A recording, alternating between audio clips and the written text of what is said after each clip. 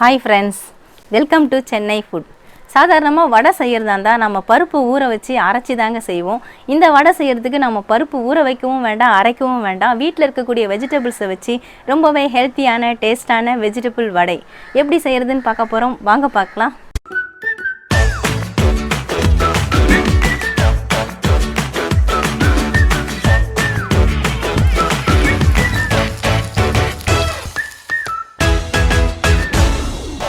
கிறிஸ்பியான வெஜிடபிள் வடை தாங்க செய்ய போகிறோம். அதுக்காக நான் உருளைக்கிழங்கு வேக வச்சு தோலை உரித்து எடுத்து வச்சுருக்கேன். 300 கிராம் அளவுக்கு எடுத்திருக்கேன்.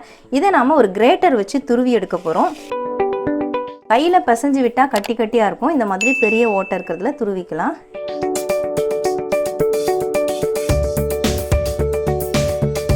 வேக வச்சு எடுத்த உருளைக்கிழங்கு எல்லாத்தையுமே துருவிட்டேங்க. பாருங்கள், துருவினதுக்கப்புறமா எவ்வளவு சாஃப்டாக இருக்குது. இது மாதிரி துருவுறதுனால நமக்கு கட்டிகள்லாம் இருக்காது. இப்போ இது கூட சேர்க்குறதுக்காக நான் 1/2 கப் அளவுக்கு துருவின கேரட் எடுத்திருக்கேன். நல்லா ஹெல்த்தியாக இருக்கும் நம்ம கேரட் சேர்த்து செய்யும் பொழுது. அதையும் இதில் சேர்த்துக்கலாம். ஒரு பெரிய பச்சை மிளகாயை பொடியாக நறுக்கி வச்சுருக்கேன். அதையும் இதில் சேர்த்துக்கிறேன். ஒரு மீடியம் சைஸ் வெங்காயம் பொடியாக நறுக்கி வச்சுருக்கேன். அதையும் இதில் சேர்த்துக்கலாம்.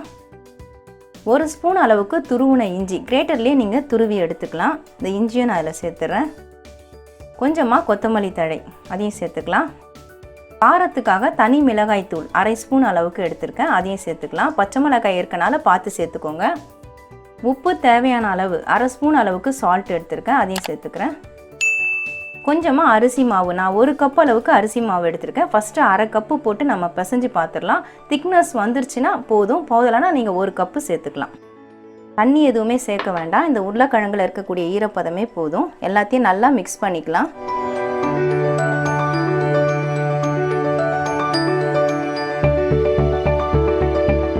எல்லாத்தையும் நல்லா மிக்ஸ் பண்ணியாச்சு. இந்த மாதிரி மிக்ஸ் பண்ணிக்கோங்க. இந்த அளவுக்கு திக்னஸ் இருக்கணும்.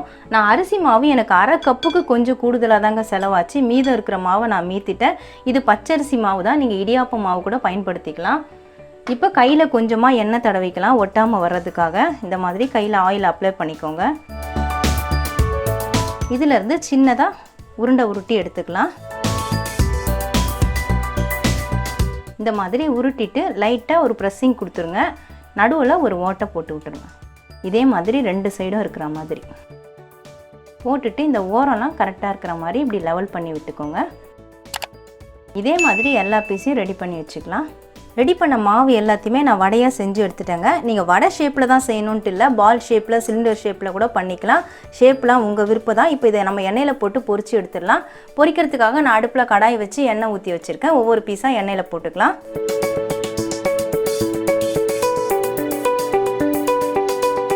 ஒரு பக்கம் வேகட்டும். வெந்ததுக்கு அப்புறமா திருப்பி விடலாம்.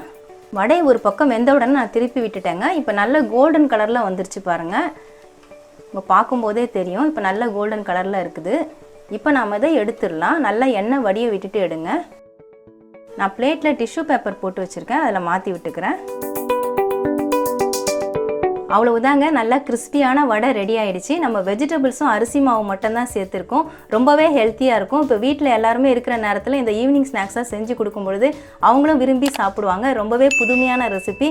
வீட்டில் இருக்கிற குட்டீஸும் விரும்பி சாப்பிடுவாங்க. கண்டிப்பாக ட்ரை பண்ணி பாருங்கள். ரொம்பவே ஹெல்த்தியான வெஜிடபிள் வடை எப்படி செய்கிறதுன்னு வீடியோவில் பார்த்துருப்பீங்க. ரொம்ப டேஸ்ட்டாக இருக்கும். கண்டிப்பாக ட்ரை பண்ணி பாருங்கள். உங்களுக்கு இந்த வீடியோ பிடிச்சிருந்தா லைக் பண்ணுங்கள், ஷேர் பண்ணுங்கள், சப்ஸ்கிரைப் பண்ணுங்கள். பக்கத்தில் இருக்க பெல் ஐக்கானை கிளிக் பண்ணிக்கோங்க.